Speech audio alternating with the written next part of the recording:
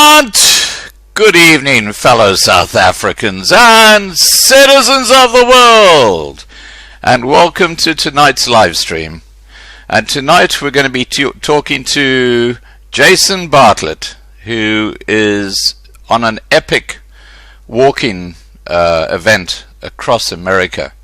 And he's going to be walking over 1,500 miles from Austin, Texas, across to the White House. And his aim is to have a conversation with the president, Donald Trump. And of course, we're not sure if that's going to happen, but I think it's going to get some publicity as he gets closer to his mark.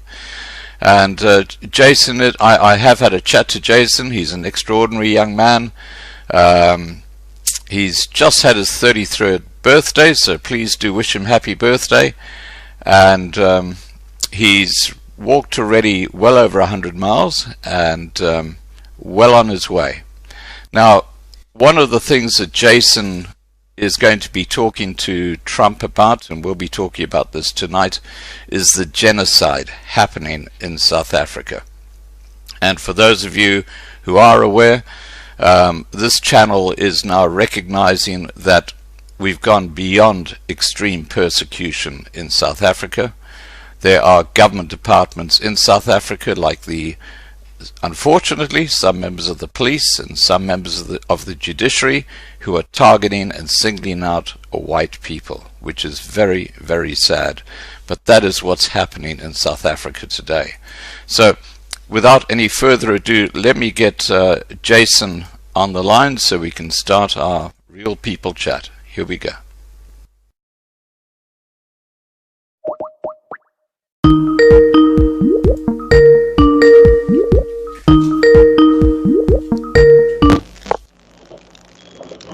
Hi, Jason. Hey, Scott. How you doing, my friend? Excellent, excellent, excellent. And I've got your website address below this video, so it'll be up there permanently, so people can just click on that and go straight through to it. I've given a very brief intro to what you're doing to the people watching. What I'd love you to do, because we're going to make this basically a Real People live stream.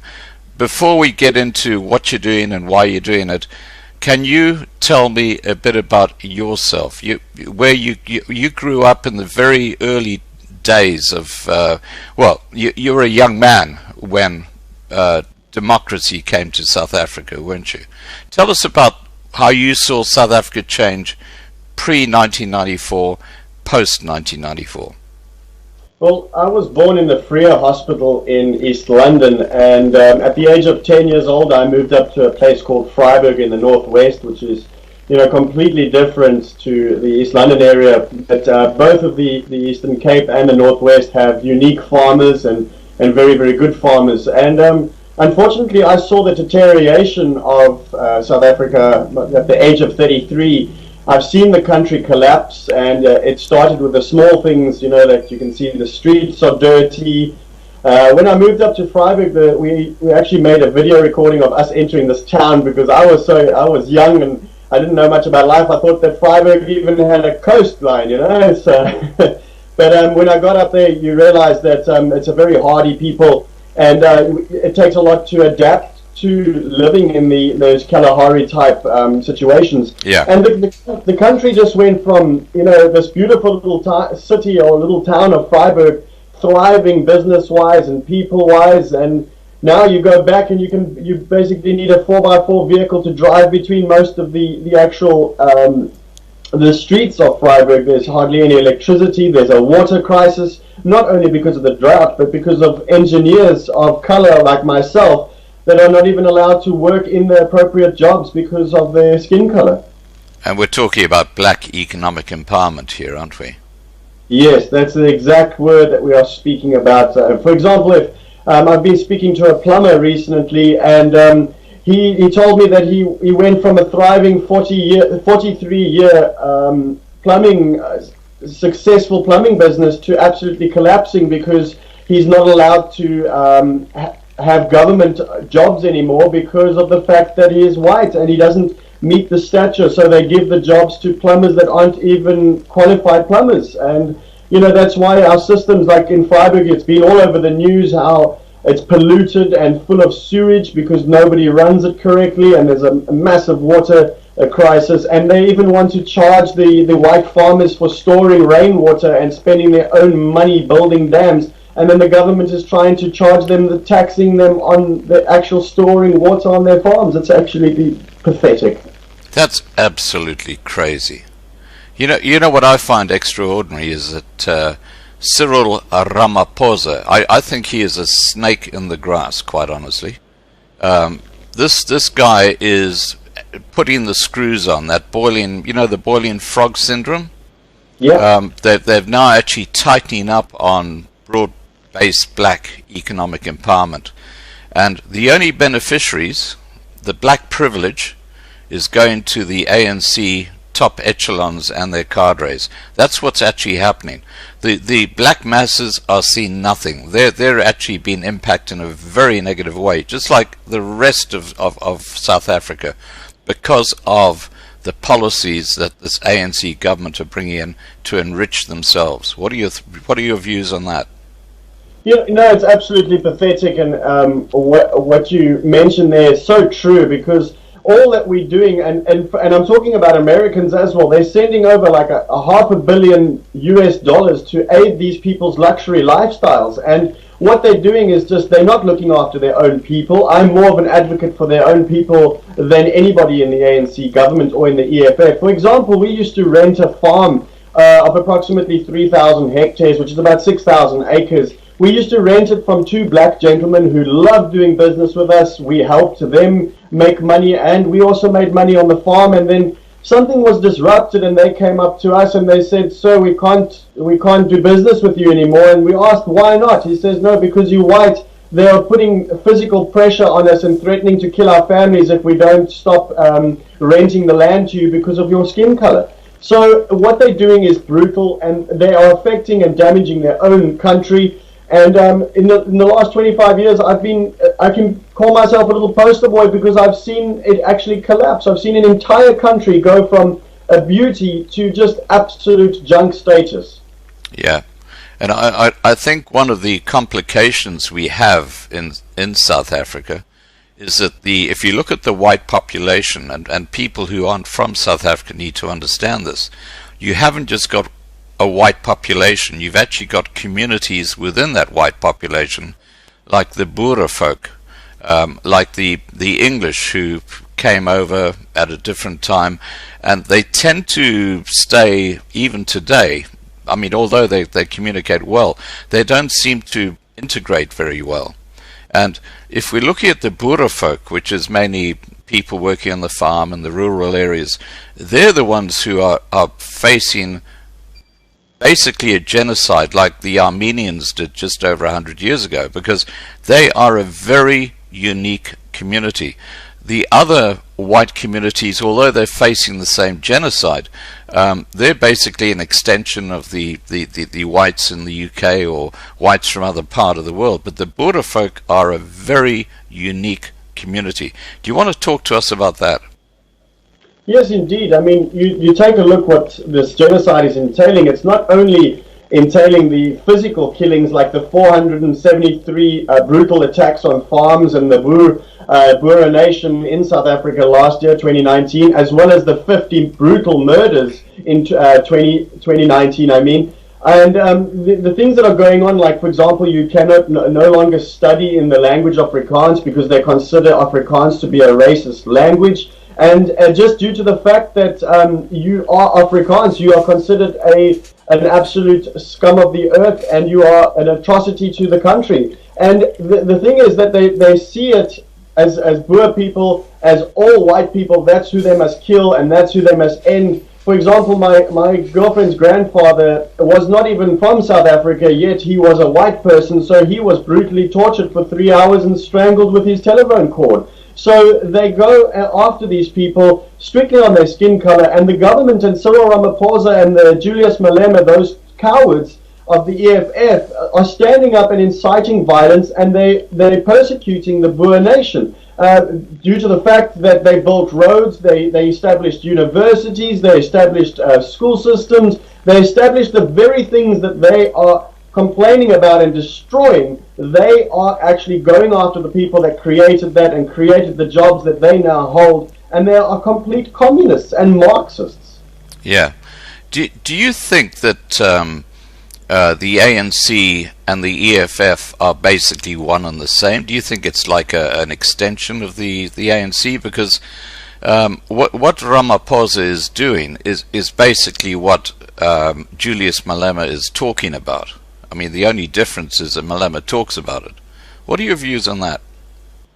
They're exactly the same. They're the same snake. They're the same type of evil. In my personal opinion, I study the Bible. I base my life on the Bible, and there is good and there is bad. You're either for God or you're against God. And those people are against God. They are our sworn enemies because they want to be our enemies. It's not me or any of my people that made it racial. They've made it racial when they stand up and say, kill the boer, kill the farmer, and slit the throats of whiteness. That to me is extreme racism, and this is what's led to the genocide of our people in South Africa. They are exactly the same, and the fact that Cyril Ramaphosa comes out and denies it in blatant words, saying that there's no killings of farmers, when we've got everything on record. I've got all the records from 1986 of every unnatural death of the Boer nation on record and at my disposal, because of great people out there that are supporting this cause and supporting the walk to the White House to actually raise awareness and stop this genocide, because we need to be able to sit and talk openly about the facts of what's happening in South Africa. There is a genocide against our people. It's not called ethnic cleansing. The word is genocide. They are killing us by every day, and it needs to stop, because this is setting the framework for the United States of America, and the Marxist media of the United States is hiding it just the same way as they will hide it when it starts here in the United States. Right. I totally agree with you, and we'll get directly to the to your walk and its goals and all that sort of stuff in a second. I do want to address, before we do, something that you've raised, which I think is so extremely important, and that is that there seems to be in the judicial system in South Africa a chasm when it comes to color in the way that people are treated. And I'm hoping in the next week or two to be talking to Vicky Momberg. We're actually in email contact now, and she is actually suing the government for millions of rand for what the judicial system put her through. Now, if you look at how the South African Human Rights Commission have responded to Julius Malema's clearly hate-filled speeches to his supporters. I mean, what he says, as you say, is just basically inciting a genocide. And then you look at this crazy situation with even Etzebeth, where, you know, the media are making such a big thing about something that there's absolutely no proof it happened, what happened, why it happened, how it happened. Even the media in South Africa are party to this genocide. It's like, you know, they're all in there just pecking away at a carcass. What are your thoughts about that? Yeah, it's absolutely shocking what they do. I mean, for example, there was a baby of 2 years old that was raped brutally near Cape Town, and they report on nothing near that raping. They report about racial remarks about rugby players and people, what they're doing at the H&M. So they just blatantly sweep it under the rug. They're denying it, and that's why they're working side by side with these Marxist media here in America. And the things that they're trying to incite on our people, it's the Human Rights Foundation really needs to up their game and start calling themselves inhumane, because these inhumane attacks are not normal. They are brutal. I mean, even Mr. Stanson from Genocide Watch said he's never seen such brutal attacks on people at all. And there's no proof of, for example, even Etzebeth, of him being racial and racial words. What about the people that are being tortured for hours on end and raped just because of their color? What about them? Yeah, well, look, I've got to say, when it comes to Etzebeth, I think that's another huge injustice. I mean, I've seen so many reports where he is totally colorblind. You know, he's a sort of fellow who, Yeah, if someone gives him a hard time, he might respond, which anyone will do. But the thing that really pisses me off about the mainstream media in South Africa when it comes to Vicky Momberg is they've attached a new word in front of her name, which is like sticking, and that word is racist Vicky Momberg. And I find that absolutely despicable, and I hope that once she's sued successfully the government of South Africa over what she went through, she'll go after the media and she'll sue every single one of them who've actually put that term in front of her name, because clearly at that stage she was under extreme duress. I think if I was in that position, I would be using some nasty words as well, because you do that when you're under duress. It's not because you're a racist, it's because you are just freaking out. And I think this is where the mainstream media in South Africa have got so much to answer for. And I'm hoping that what you're doing, and we'll get onto that now, I'm hoping that what you're doing to try and publicize what's going on in South Africa will get a lot more coverage by the mainstream media. Now, let's get back to what you're doing in America. You tell me when you landed in Austin, Texas, and what actually inspired you to do this. Okay, so I actually live just north of Dallas now, and I've been wondering. My family's been attacked. I mean, from held at gunpoint. They've been put in the boot of a car for several hours and beaten, and then they moved to Australia. My cousin was shot through the back of the head and strangled with nylon and burnt with a grill, and then they beat up his 8-year-old and 10-year-old daughter with a crowbar. And I just said to myself, for 25 years, everybody's been telling me someone's going to stand up and say something. And then I got on my knees and I said, Lord, there's nobody here saying anything. And I'm just a small, mediocre human being. And I just said to the Lord, if you are willing to use me, use me. And he's opened up the doors and he's blessed me. And I said to him, well, I dedicate my life and I give it to you. I humble myself before you, Lord Jesus, and send me and tell me what to do. And I decided that I have to walk from Austin, Texas to the White House to raise awareness and to bring an end to this genocide so we can help America as well as heal South Africa. Right.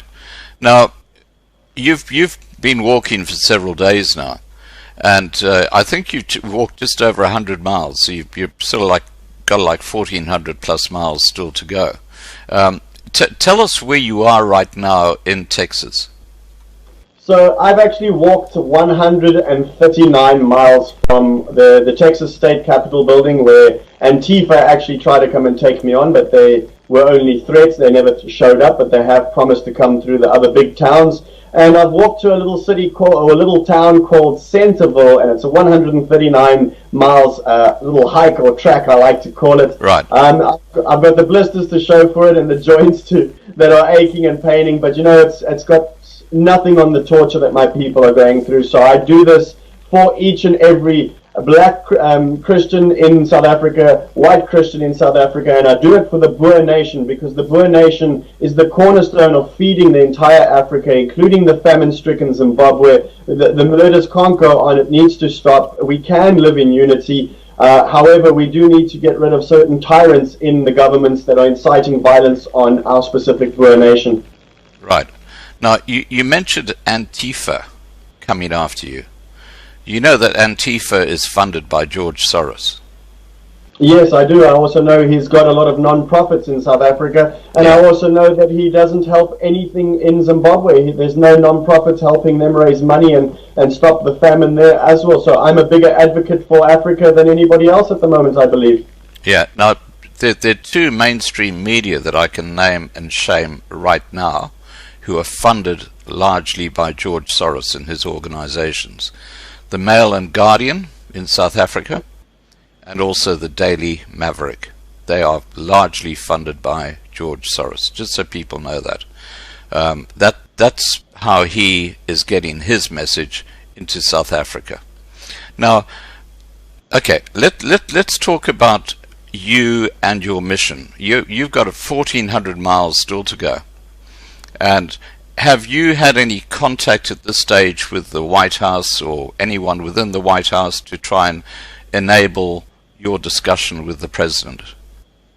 I do actually have an entire team that is supporting me and working behind me, and they've gathered together, and we have started making contact. We do have our contacts in there, and we do it very respectably, because it's not like I'm just walking up there, an entitled human being from Africa, saying, hey, we deserve asylum. We are actually real asylum seekers. We are refugees because our people are being persecuted. There is a bill has actually been put in place to prevent the genocide in South Africa, as well as if we're on level 6, the genocide's on level 6 in South Africa. Why do we have to wait until it's on level 10 and everybody is starting to be mass murdered? Why do we have to wait? So that's why I dedicated myself to push myself to the absolute brinks of my limits to get to the White House as quick as possible to speak to President Donald Trump, because I believe that he's a bold Christian, and I believe that he's a bold president willing to actually sit down with me and say, let's discuss how we can fix this, whether we relax the visa statuses of South Africans, of the Boer nation, as well as bring in the real refugees. And for the South African Boer people that want to stay and farm in South Africa, they should be entitled to stay because they own that land, they have the title deeds, they've bought that land, and they've nurtured that land, and they love that land, and they feed the nation, and they are entitled to an immediate protection plan. Right. And you're aware that the ANC government, through Ace Magashule, have basically thrown South Africa's weight behind Iran in this conflict, or this brewing conflict between Iran and the United States of America. And I think a huge message that you need to give to Trump, or people in the White House that you might speak to, is that the white population are totally behind the USA, and this ANC government is feral. I think that's a huge message that needs to get out there. No, most certainly. That is one of the messages I am carrying with, because that's why a lot of people have been asking me, why don't I walk with the South African flag? The South African flag represents zero of my morals or anything got to standing with me. They incite violence against my people. They do not want to unify with us. They want us dead. And that's why I carry the United States flag, because the Old Glory, I fly proudly, and I look up to the fact that it represents freedom. It doesn't represent anarchy and communism like the South African flag. Yeah. Well, I have to tell you, I have the old South African flag on the wall next to me here, the one that's now banned in South Africa, and I find it extraordinary that that flag, which really represented a huge period of growth within South Africa that benefited everybody regardless of skin color, is now seen as hate speech. I mean, it just shows how incredibly conflicted this ANC government is. It is a real snake in the grass. So, you took a break today, didn't you?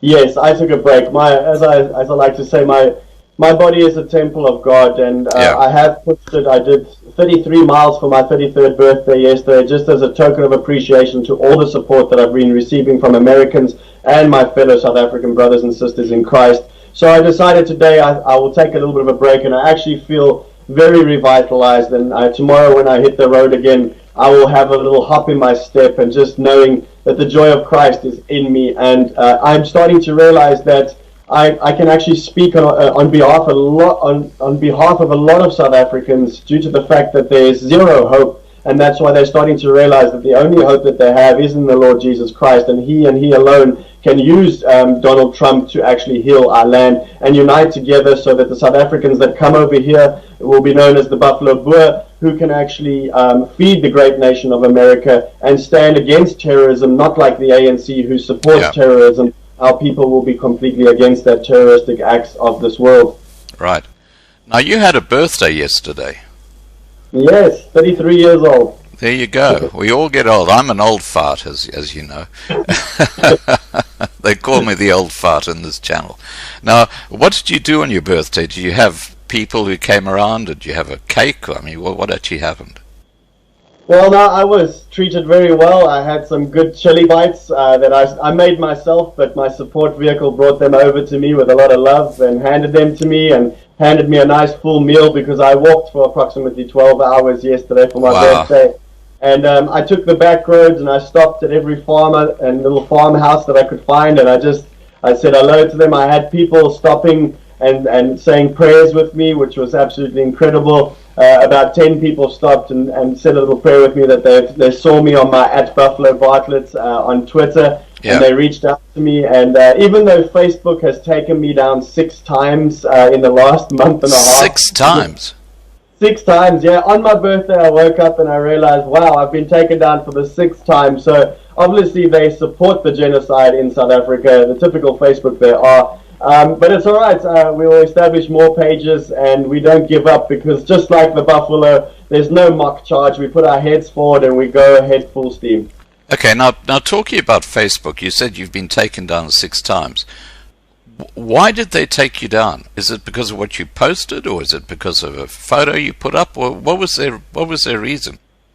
So all that I had on Facebook was stop the killing of the farmers and the Boer in South Africa. And then I posted about 6 interviews that I've had with One American News, with the Chris Salcedo, with Alex Jones at InfoWars, as well as Billy Outlaw Radio, as well as a live feed from the Black Rebel.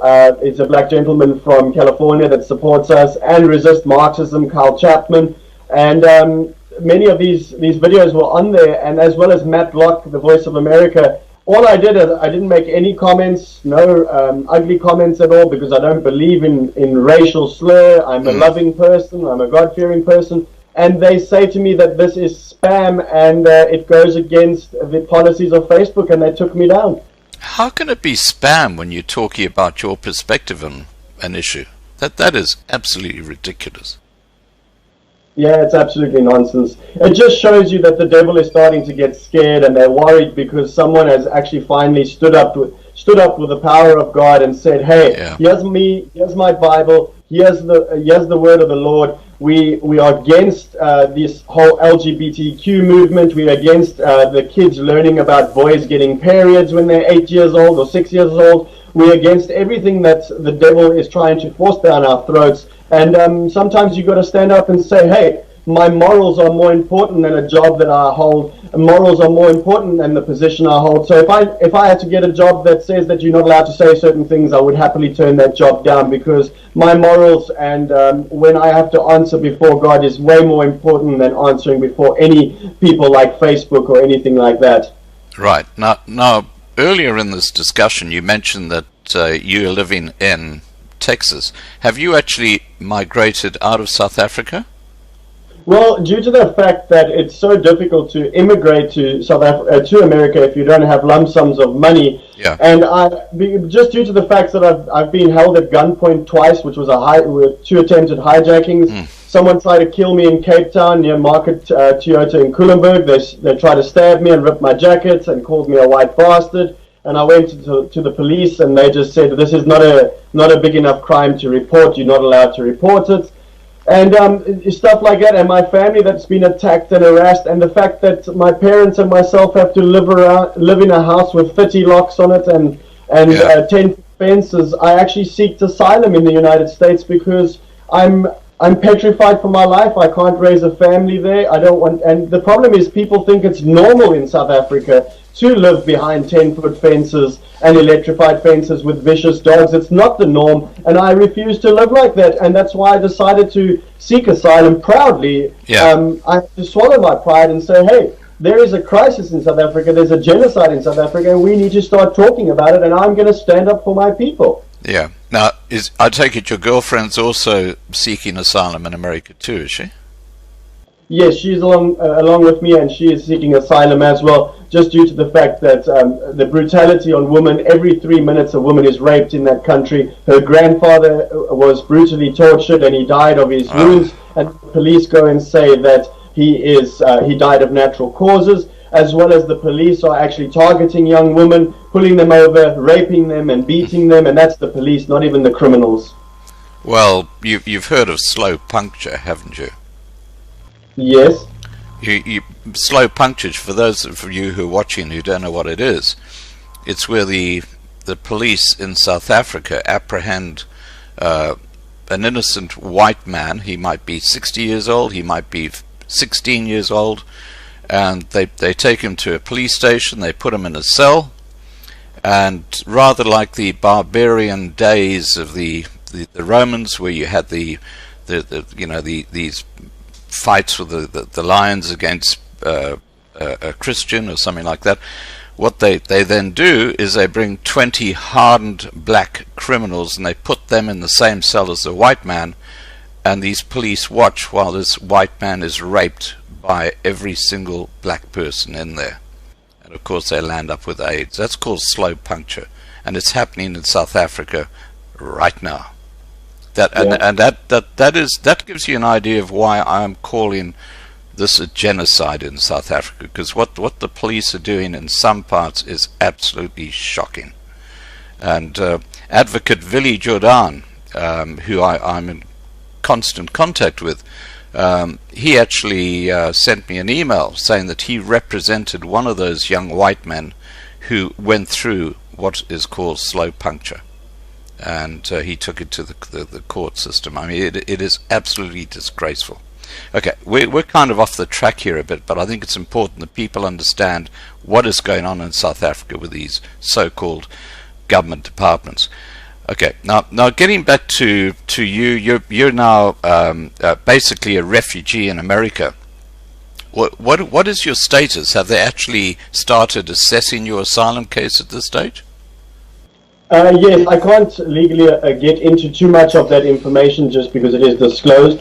However, I have sought asylum, and I'm quite far in the process, and I have court dates set and so forth. But just the fact that the government is inciting such violence, and the third biggest political party is standing up and saying death to white people, and nothing's been said. It's a very, very clear and open and clear-cut asylum case. You can see that we are the real asylum seekers, and we are asking, we're not entitled to anything, but we are asking the United States to relax the visa requirements for South African Boer people, as well as the white people of South Africa. And we are also asking President Donald Trump to pass a bill to expedite the actual asylum seekers from South Africa, because we are in dire need of these times, because we've been stripped of our culture, our language has been taken away, we have been dehumanized, and we have been physically raped, we are being emotionally raped and spiritually raped, and they're coming after us on a daily basis, and the growth of this hatred is starting to fester like a cancer in South Africa, and it gets bigger and bigger every day. And that's why we don't come to America entitled. We come here supporting the Constitution, supporting the very, very foundation of Christianity that founded the beautiful United States of America. Fantastic. Now, tell me about the process you went through from the time you got on a plane out of South Africa and flew over to America, because there are probably people who are watching here who would love to do what you did. I mean, when you sought asylum, tell us step by step, what did you do?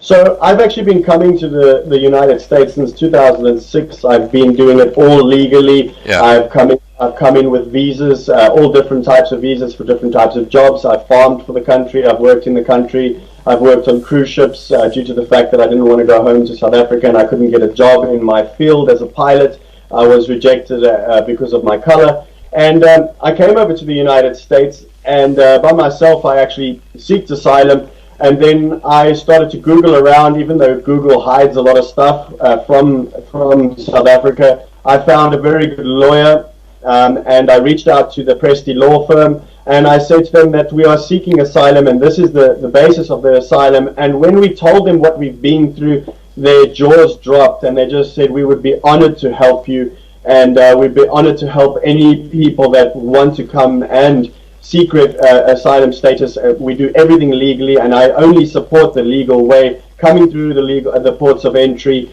entering the country and seeking asylum, because we are the real refugees that are coming and not going to turn on this country, but support this country to the core and to the bone. Now, you've just raised a very critical point about when you seek asylum. My understanding is that, let's say I'm coming from South Africa and I'm landing in JFK airport and I'm going through customs and I'm talking to a customs officer before I actually get entry into the US. Am I correct in saying at that point when they say to you, because they ask you why you're coming to America, that's basically, I've been to America several times, and they always say, why are you coming to America? And that's a customs officer. And that's when you say, I'm seeking asylum. Am I correct in saying that? That is correct. However, I did not do that due to the fact that I wasn't intending to seek asylum, but I went back to go visit my family, and I'm very grateful that I did, because it was the last time I got to see my beautiful sister. And I came back to America, and I entered on a B2 visa because I was going to have a nice little vacation and a road trip. And then my dad informed me, who's a pastor until this day, and just, he's one of the people that nurtured my faith and nurtured me and led me towards the Lord.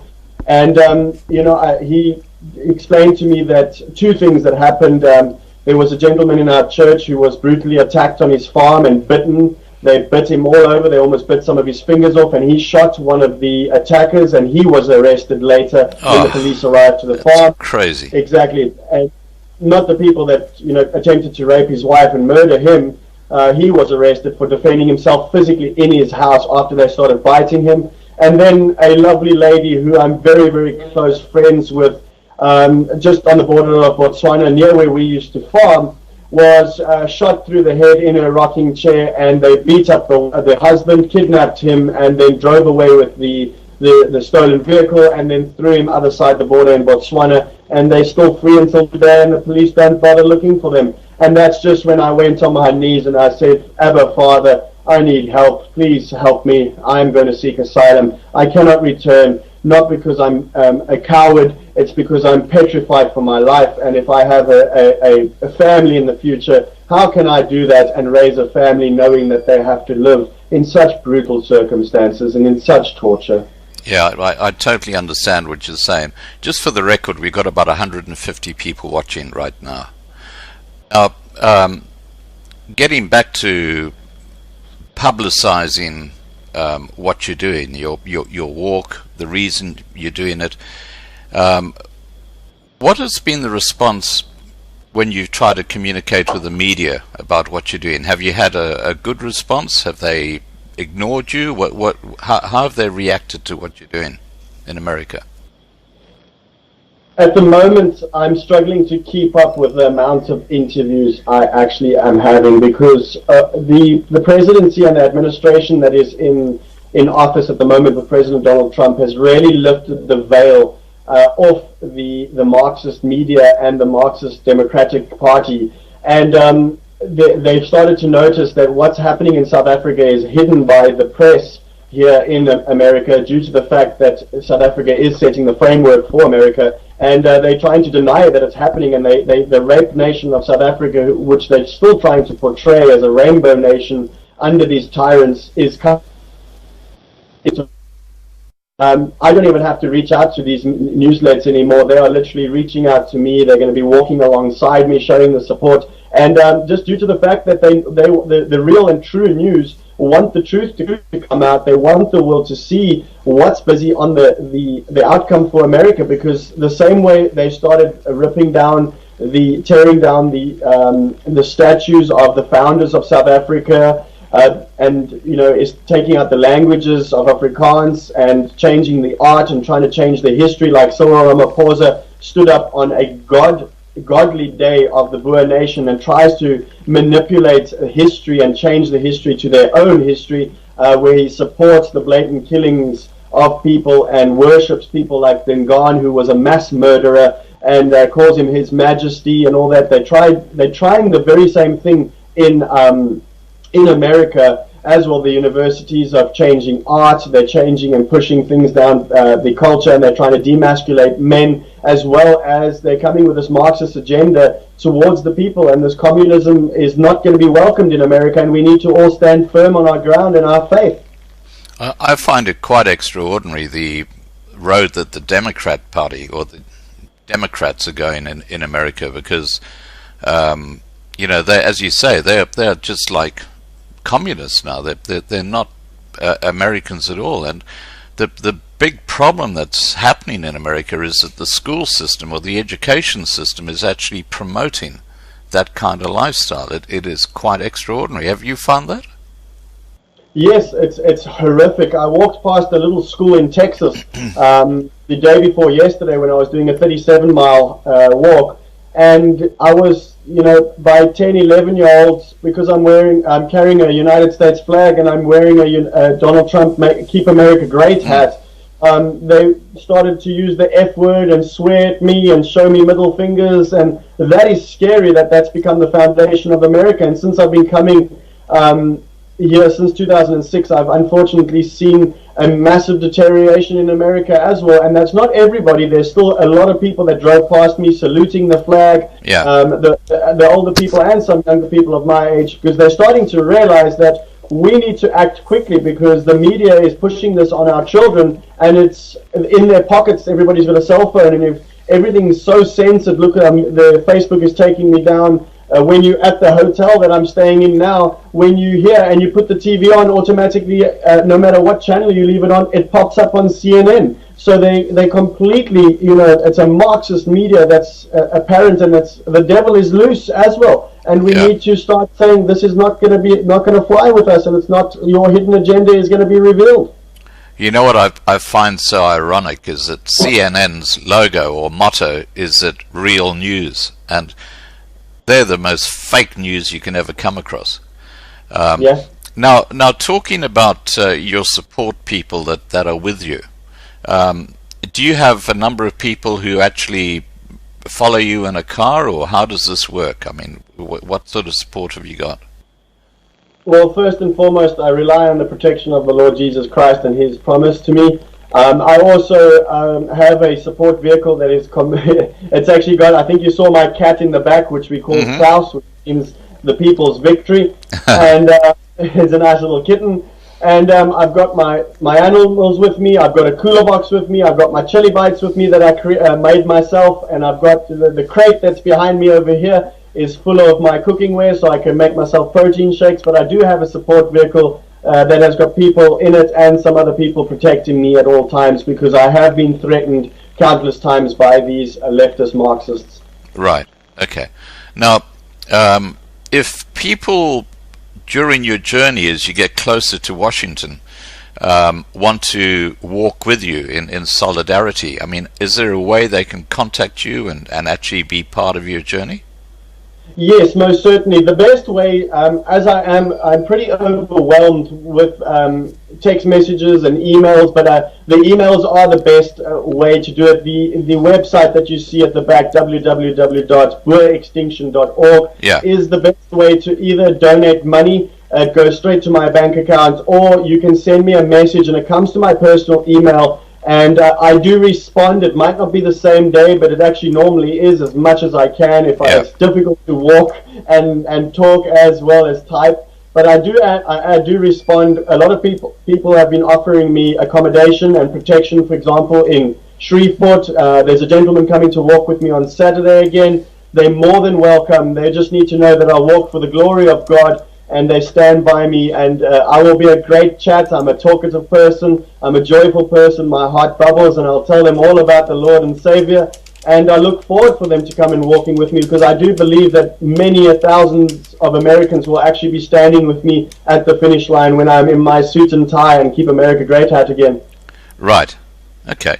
So let's say hypothetically that you get to the White House, and there's a window of opportunity to sit down with Donald Trump. And I think that Donald Trump is a remarkable man. I know he's got a huge ego, but I think he's a very incredibly smart man. He really has a good finger on what's happening in the world. So you're sitting down with Donald Trump in the Oval Office, and obviously you'll want a photo taken, a selfie taken with him.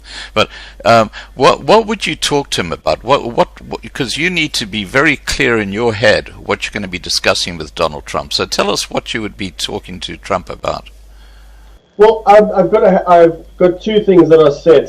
First of all, Donald Trump is a remarkable man. He's also a businessman. Hence, he's doing so well with the economy in America. It's absolutely booming. Everywhere you go past, there's truckloads of stuff driving past you all the time.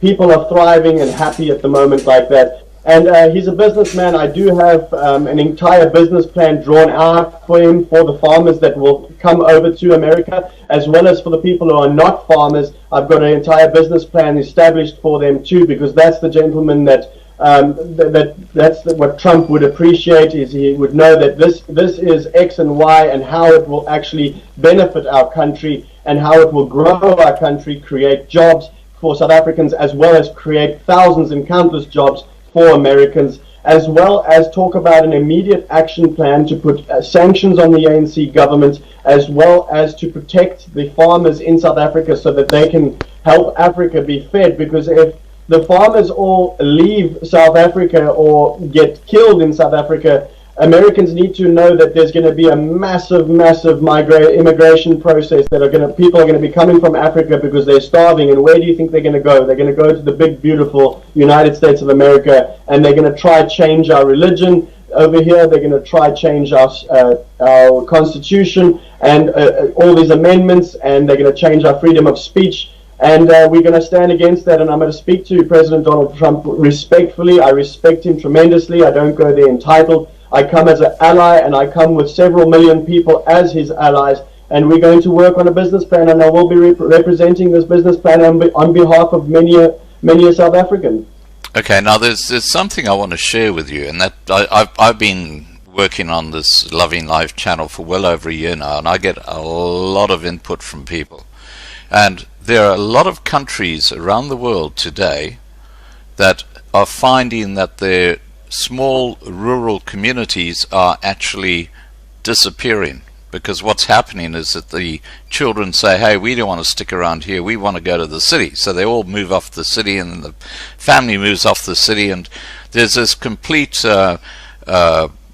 situation that's happening as far wide as Australia, as in Greece, in Italy, the United States of America, where rural communities are literally breaking down because families are leaving.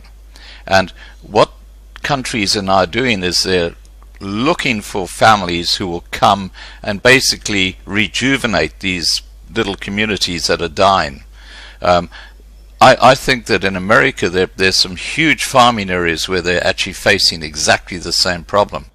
And if you could Google that and have a look at that and put that to Trump, I think that this is a huge way of actually saying, hey, you're bringing in people who are compatible with the American community, because the Boers and the whites, they basically have Christian values. They're not going to go out there and cause trouble, and they could help rejuvenate these little towns which are dying in America. What do you think about that?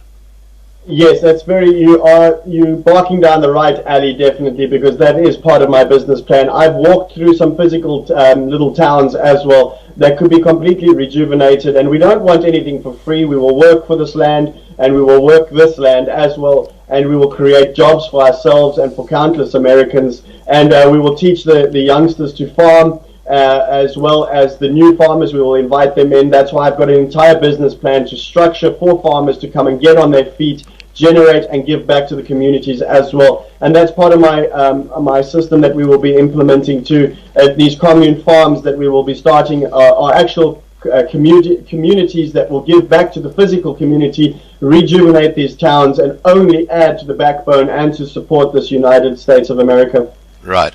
Now, earlier you mentioned to me, and we had a chat before we had this live stream, you mentioned to me that you're hoping to talk to Fox News in America. If you're able to, I know that Donald Trump watches Tucker Carlson. So I would suggest, if you're able to, try and get an interview with Tucker Carlson, because if you do, Trump will see that. There's a very high chance of that. So that's just a consideration. Have you, with your discussion with Fox News at this stage, have they sort of said where, when, how? We are still busy with that at the moment. We have established and made contact with them. We've also established with Tucker Carlson himself as communication with him, as well as One American News, as well as Hannity, the Hannity Show. These people support us, and they support our people. Right.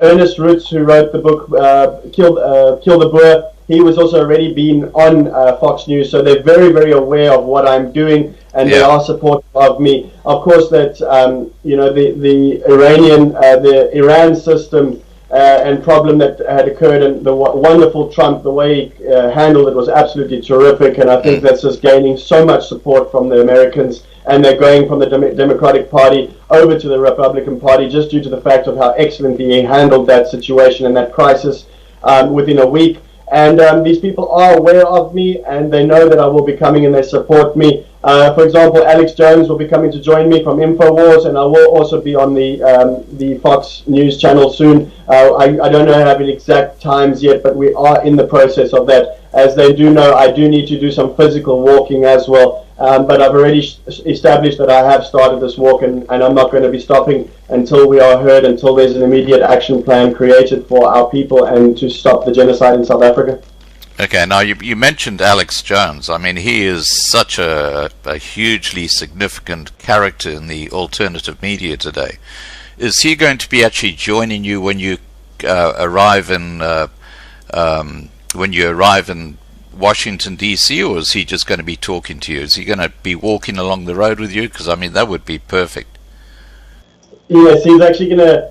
we haven't established an exact date yet that I can release, but he will be joining me for a nice long hour interview where he will actually be joining me on the road, which is awesome. I think then we'll put a lot of people to the test and see how much they can walk. And then also he's actually let me know that he will be in Virginia at the time towards when I get there, so it might be just perfect timing. But I can't give away too much. I understand.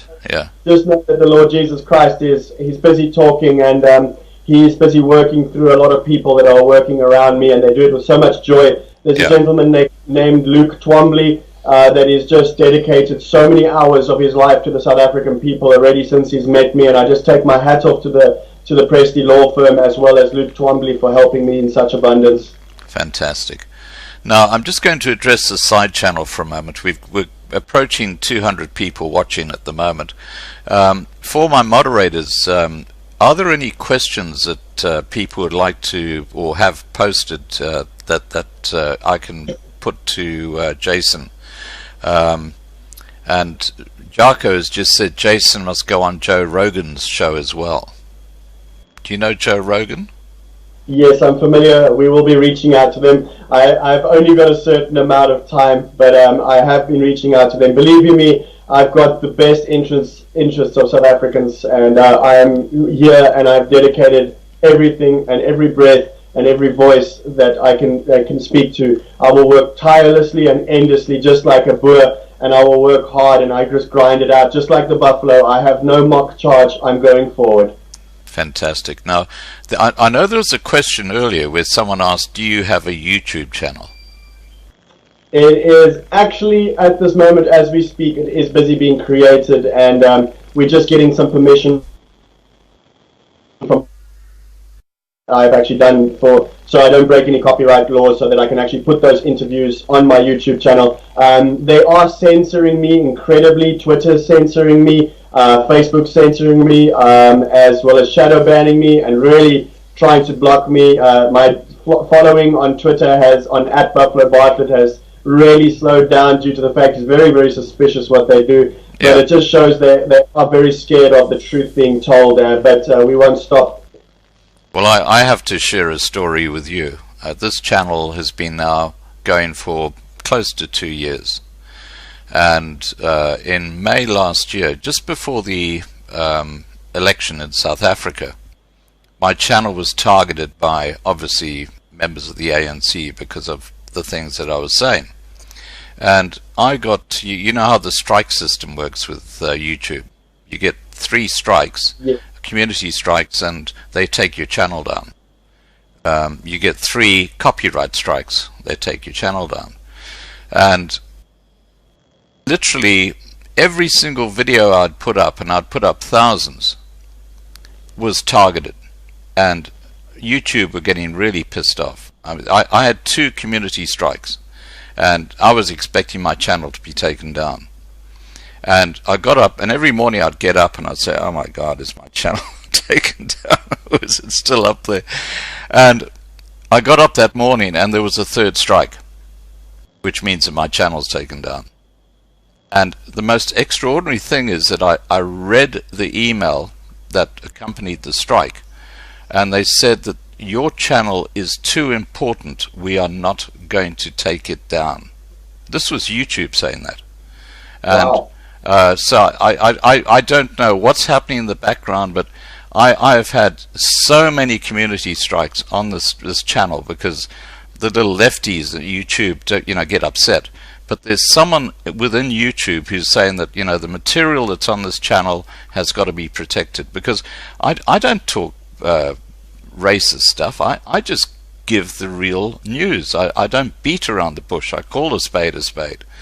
And I think that there's someone within YouTube who's recognized that, and they're basically protecting the channel. I don't know how long they'll protect it for, but it's been going for 2 years now, and I've put a lot of controversial stuff up here, but it's always been straight down the line as things are. So there are good people within YouTube, but most of them are just screaming lefties.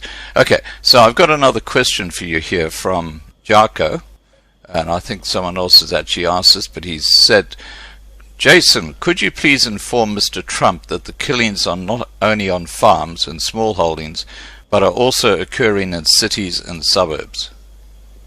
Most certainly, I definitely will do that. I've lost some friends that have been attacked in the cities. I'm very aware of that. The reason that I'm so pinnacle on the farmers is due to the fact that it affects my direct family, it affects my church community, and Right. I stand up for my farmers. But I'm standing up for each and every one of you. It does not go unnoticed. I know who you guys are. I know what your core values are, and I stand up for the people in the cities, in the towns. I stand up for the blacks, the whites that serve the Lord Jesus Christ, and I've got every good intention to stand up for every single one of you. So thank you for that question. That is the truth, and I will tell the truth as it is. Right.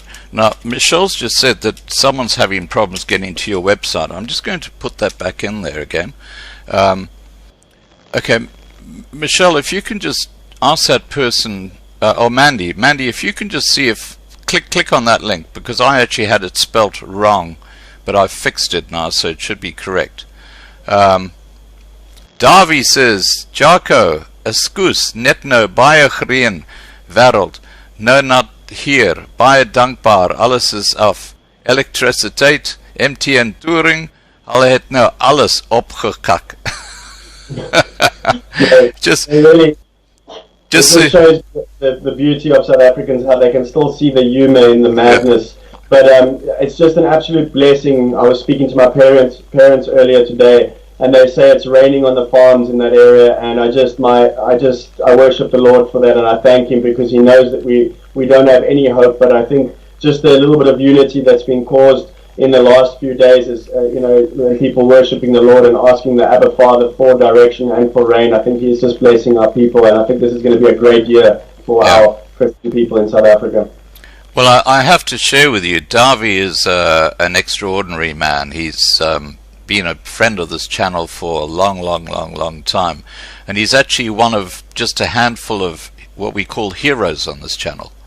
And last year, for example, being a farmer, he donated tons of maize to drives that we had to try and help impoverished white people in these squatter camps, and he played a huge role in that. So he's a fantastic fellow. Thank you for your service, and I really appreciate that, looking after your fellow people, even though many of those other people want to come and kill you and hate you for who you are and feeding the nation. That's what I also ask, if you guys can afford it, whether it's $10 or $1,000 or $20,000, go onto my website and donate and give me the funds to do this walk, as well as to complete this business plan that I can present in front of President Donald Trump. So every donation counts. You are sowing into faithful ground. I have prepared my fields for rain, and the rain is coming, and it's already started, and soon it will pour. Okay, now it's interesting that when you started your walk, that it started to rain in these drought-affected areas. I mean, the timing was quite coincidental, but it's interesting. Now, talking about money, how are you funding this walk? I mean, how are you actually... is this your own money you're using to do this at this stage, or what's the situation? So I've put nearly everything I have into this, and what I've done is I started a GoFundMe account, and I am depending on Americans and South Africans to donate to my cause, because I do this for them. I put my body physically on the line for them, and I do it faithfully. But I worked until the 31st of January. I worked 8 hours a day, and I walked 8 hours a day training for 2 months.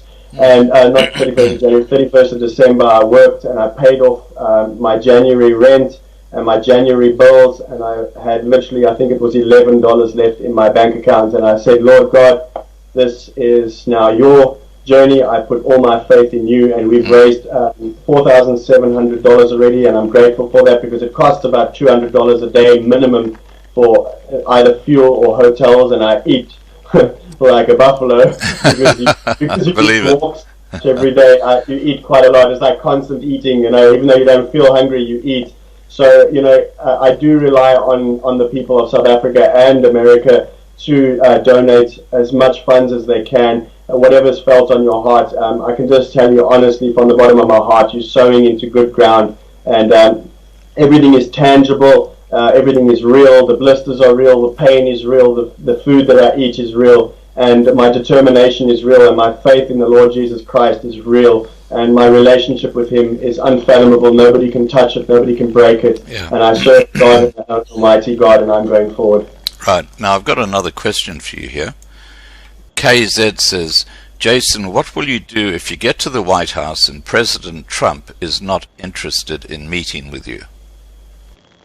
Well, I have a lot of faith that he will meet with me, because he's a respectable human being, and by the time that we get there, we would have established a professional meeting with him and his team. If he's not there or not interested in helping me, which I very, very highly doubt, because he's a good human being, and he's also sworn to protect America, and we are people who want to protect America and the values. I will do something else. We will have to see when we get there, and how my feet and how fit I am, and we'll see what we have to do. If I have to walk to the moon, I will walk to the moon, but I will do what I have to do. Right. Now, Davy has said, and of course Davy is the farmer, he actually lives at Bultfontein in the Free State. Awesome, I know Bultfontein, wonderful. I used to work in the game capturing in Bloemfontein. I've worked in the Bultfontein area. I absolutely love it, near Hatzoffville and everything, so it's great. Okay, well, he says, Sir, I'd just like to thank Jason for what he is doing to raise awareness of all the farm murders. Nothing has stopped. It is just not reported. On New Year's Day, a friend of mine was killed in Bothaville. And, yeah, I mean, it's just shocking how the media just don't report on this stuff. But if Vicky Momberg puts a little foot out of line, it's like world news. It's just crazy. It's just absolutely ridiculous. Yeah, just with Vicky Momberg, we're going to be following that story very closely on this channel in 2020, because, as I said earlier, she is suing the government and the National Prosecuting Authority and various judicial departments for millions of rand, and I have absolutely no doubt she's going to win. And she does, to me, represent the great injustice that's happening in South Africa. Now, getting back to you and getting back to your walk, what is your biggest challenge in this walk? I mean, you must get blisters. You must go through physical pain. What are the challenges that you have? The adversities and the challenges. It goes beyond the actual feeling of your feet. Eventually, your feet get so painful and your hips start to seize. If you take like a 5-minute break, I know I'm only 33, but if you're walking 30 to 40 miles every day, believe you me, when you stop, you start getting cold. You start getting cold shivers. Right. So what I do is, what I tend to do is I actually put Afrikaans music in my ears, and I say to myself, you know what, this is the language that they're trying to kill. These are the people that they are trying to kill and dehumanize. And what I do is I start running, and I run for like a kilometer or two. or maybe like a mile or two. And I pushed past. I know that, for example, Garvey, my heartfelt condolences to you and your friend's family that were murdered on New Year's Day, which is horrific. My real heartfelt condolences. I run and I just push past those barriers. If there's blood blisters on my feet, I push past them because I know my people are suffering a persecution and there's nobody speaking for them. So if God is going to be using me to become a voice for South Africa, I will happily humble myself and take it as an honor to be persecuted for the name of Christ, and I will push through the pain. When you stop it in the evening, it feels like when I jump into bed, my legs get stuck like this, so your knees are like one, not walking, and you do start seizing up. But I just drink myself a protein shake and I rub my legs with the equivalent to DPT in the United States, and they feel like they're on fire. I sit in the bath with Epsom salt and I just say a prayer because I know what I'm doing is I actually have started to realize that people are really, really appreciating it because there's no hope for our people except in the Word of God, and that's what I'm doing this for. So I push past those barriers knowing that I don't do it for nothing. I do it for the very people that I love. Yeah. Now Riaz says, Jason, you're an amazing example of faith. And I totally endorse that. We've also got Boerelishi on here, and I think is that Isaac? Is that Isaac van Zyl? He's the guy who runs Boerelishi. He's often a regular here on our live streams. Okay, guys, are there any other questions you'd like to ask Jason? Now's a really good time to do so. I was asked one question. Somebody asked me, why did I use the buffalo? Oh, yeah. Tell us. The reason I use the buffalo is because the buffalo is part of the Big Five. Just as the white farmer and the Boer in South Africa is also part of the Big Five. Without the Boer, South Africa and Africa does not have the Big Five. And even though the buffalo is one of the most hunted creatures in Africa, it is also a creature that is hardy, it is tough, and it can live in extreme conditions like the Afrikaner and like the Boer nation. And you get a buffalo, which I regard myself at the moment as a Duggar boy, which is out of the pack and he's out in the middle of the wilderness and alone. But when those buffalo get together and they start to migrate and they start to move and they start to standing together, they are absolutely majestic and nothing can stop them. And that's why I chose the buffalo and called it Buffalo Boer, because that's what we are. We are buffalo, we are the Boer, and we won't be stopped. We will stand up because we are also one nation under God, and that's why I chose the magnificent buffalo. Fantastic. Now, Janir has asked, do you think Trump will actually meet with you? Yes, I do believe he will meet with me, because Trump is a businessman, and he's also against people persecuting Christians, and he's against people that are supporting terrorism. So I know he knows what's going on in South Africa, even though someone like Lana Marks tried to sugarcoat it and call it the Rainbow Nation, and that there's nothing wrong, and then thinks that Ramaphosa would be great golf buddies with Donald Trump. I don't think Donald Trump is that fooled. I think he knows what's going on, and we just need someone bold to go and sit with him and tell him the truth, and so we can work out a business plan together. Right. Okay. Now, classy activism, I don't know who classy activism is. Can you tell us a bit about yourself? He says, Mr. Bartlett's welcome to contact me so we can stream about this issue. Email is in my video descriptions. Cheers. Now, let's find out a little bit more about who classy activism is. Okay, so I'm just going through some of the messages on here. On that note, I do ask the people that would like interviews with me, please go to my website, boerextinction.org, including Darby, who's watching right now. Send me a message and tell me about these stories, about your friend being shot and so on, so I can lift him up first and foremost before God and him and his family, and as well as Darby himself. And then secondly, I can use this as the facts of these current facts that what's busy happening at this very moment in 2020, as well as if you want an interview, please. I have a very, very heavy schedule. I am only a one human, but I am dedicated to doing everything possible. So please reach out to me via my website. Fantastic. What time is it right now there in America? It is 2:11 or 1:11. I don't know. 1:11. Sorry. That's in the afternoon. Yes, in the afternoon. Okay. Well, it's 5:11 in the morning here, and okay. it would be 9:11 p.m. in South Africa. You've got a lot of time zones, haven't you? Now, but I say you're a little bit older, so you normally wake up early, so it's okay for you, right? I actually set my alarm. I just don't have a life, quite honestly. I mean, I go to bed at about 6 o'clock in the evening, and I'm a single guy, and I set the alarm for 2:30 in the morning when I have a live stream like this, so that when we spoke about an hour before this started, that was 3 o'clock in the morning my time, and we started this live stream at 4 a.m. But 8 p.m. is the perfect time to talk to a largely South African audience, because it's after dinner and they can actually get involved. So that's what we do here. And it's the Brian Kruiwagen, right? So someone's got to fill that big empty void now that he's gone. Yeah, exactly. Now, I'm just going to put a call out again to all those people watching. Firstly, thank you all for being part of the live stream and part of the side chat. Are there any further questions people would like to ask Jason? Okay, now Jaka has just put in Jason Bartlett. Twitter is @Buffalo Bartlett. Is that right? Okay, so yes. People can contact you through that too. Ria says, wonder if you ever sleep.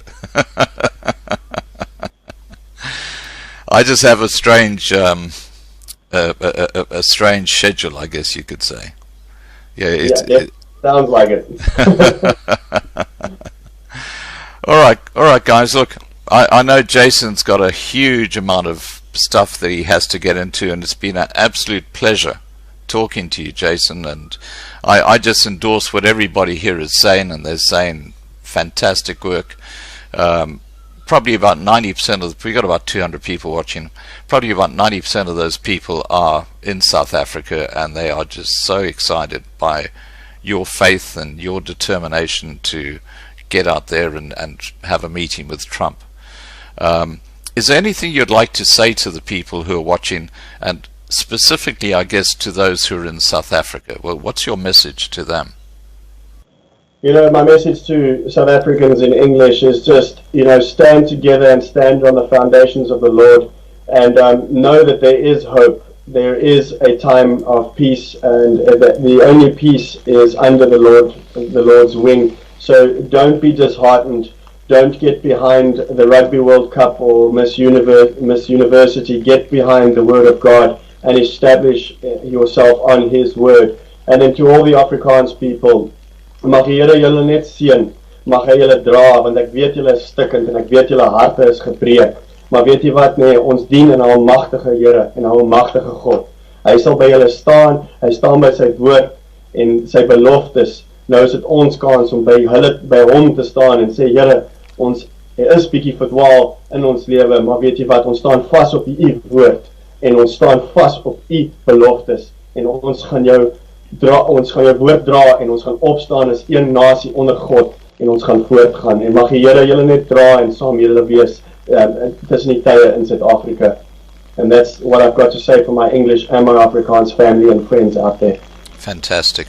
Now, you're anticipating getting to Washington in late February, aren't you? Yes, I am, hopefully by the end of February, but if it takes me longer because I've got to do countless interviews, then so be it, because spreading the word is more important than setting a record. I'm here to get there as quick as I can to save as many lives as I can, but I'm also here as my body is the temple of God, and I need to protect it and look after it as well and honor it, and I also need to spread the word, and that's why I'm dedicating myself to speak tirelessly and endlessly for my people and my nation of South Africa. Fantastic. Now, am I able to copy the videos that you put up on your new YouTube channel and place them onto my YouTube channel, because I'd like to keep in touch with where you're at and all that sort of stuff. Do you have a problem with that? No, that's most certainly, as long as I can also please copy yours and put it on my YouTube channel and just spread the word as much as possible, because this is bigger than me and anything that I can do. This is hopefully just the word of God just being spread out there. So you can happily do that, my friend. Yes, please, and thank you so much for the Loving Life channel and spreading the heartfelt feelings of South Africa and spreading hope and joy.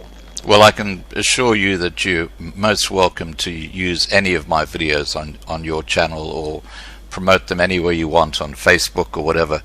I have absolutely no problem with that, because the more people who spread the message out there, the better for all of us. Yes, exactly. Thank you very much. I really appreciate your time, and I just appreciate every single person, Afrikaans and English, in our Boer nation in South Africa. My thoughts and my prayers are with you. And please keep on lifting me up in your prayers. Keep my legs in your prayers, my heart in your prayers, and my mind in your prayers as well, because the biggest challenge is your mind in a long endeavor like this. Absolutely, yeah. You must hit times where you just think, why the heck am I doing this? I don't hit times like that, but I do hit times where my body just wants to give up, and I just have to push through. Like physically, just my one foot doesn't want to go in front of the other. And I haven't even hit the cold and the mountains yet. I'm going to be crossing the Appalachian Mountains in the near future. That's when the buffalo is really going to have to go ahead and just put his head down and just bury his head in the Word of God and just go forward and march on for our nation. Right. Now, this is a question that Jarko's asked. He says, what is Jason's YouTube channel's name? Now, what I'd like you to do, Jason, is once you've got your YouTube channel up, if you just send me an email, because we're an email contact, and I'll actually promote that for you on my channel, so people know how to contact you and watch your videos directly. And on that same theme, once you get to Washington, and regardless of what happens, I would love to have another live stream with you, because we can then talk about your journey, we can talk about what happened in Washington, and we can put that all on the record on the Loving Life channel. No, most certainly, I will happily do that, and anytime. I appreciate everyone helping spread the word. Fantastic. All right, I just want to say to everybody who's watched the live stream, thank you so much for being part of it. To my moderators, I'm not going to name you because there's several here. I can see you all. Thank you so much for your work and your support and making sure that people don't get out of control on the side chat. And of course, I just want to say to Jason, you're an inspiration, and we will follow you all the way up to Washington, D.C. We will promote your cause. We're all on the same page, and look, please take care. You are in God's light, and I can assure you that there are going to be a lot of people on this channel who will be praying for you and the work that you're doing. Thank you very much. From the bottom of my heart, I really do appreciate that. Thank you very, very much. Okay, now I've got one question here from Darby. He says, "Sir, ask Jason if there are potholes there like in the Free State on the roads." No, my friend, there's no potholes. You see them every now and then, but in like old deserted roads. But no, I've been walking on a big type of highway, and there's no potholes. People, no, they drive properly, and it's good. It's good. There's no taxis who are driving drunk with 30 people in a 18-seater.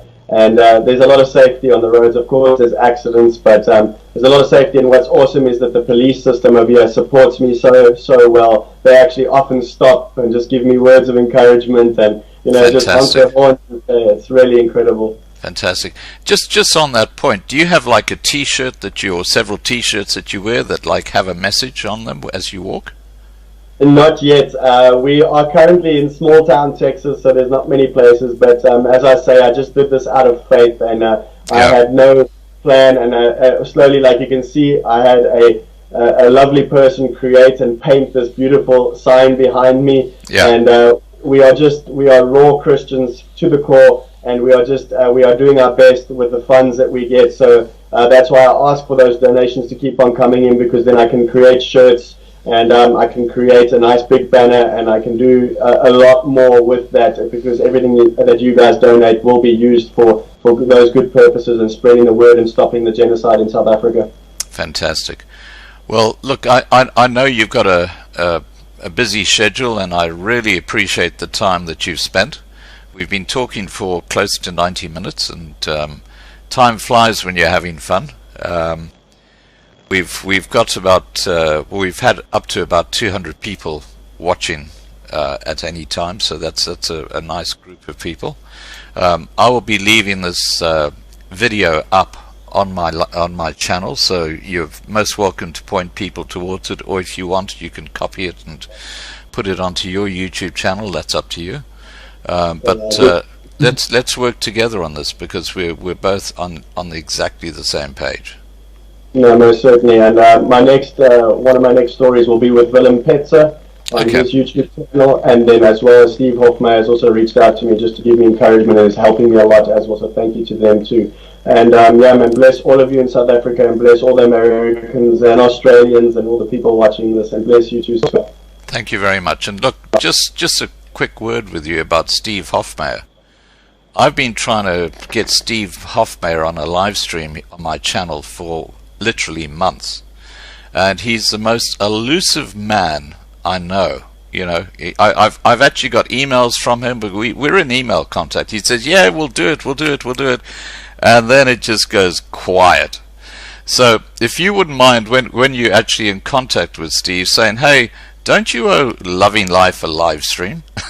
I will say on that note as well, there's a gentleman here from Outlaw Radio. His name is Billy.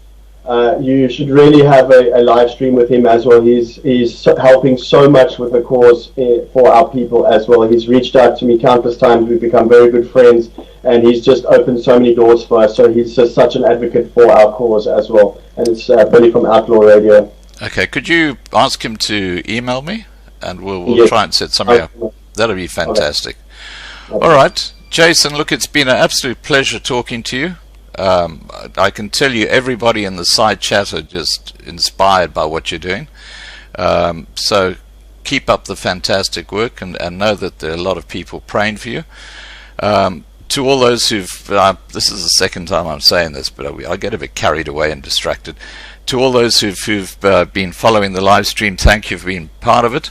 I'm going to wrap up now. I think everybody's asked the questions they need to, and I look forward in a few weeks' time, when you're in Washington, to having another live stream with you where we can actually talk about the journey, things that have happened, especially over the Appalachian Mountains. Darby says here, don't drink too much moonshine when you're going over the Appalachian Mountains, or you're not going to make it. No, not at all.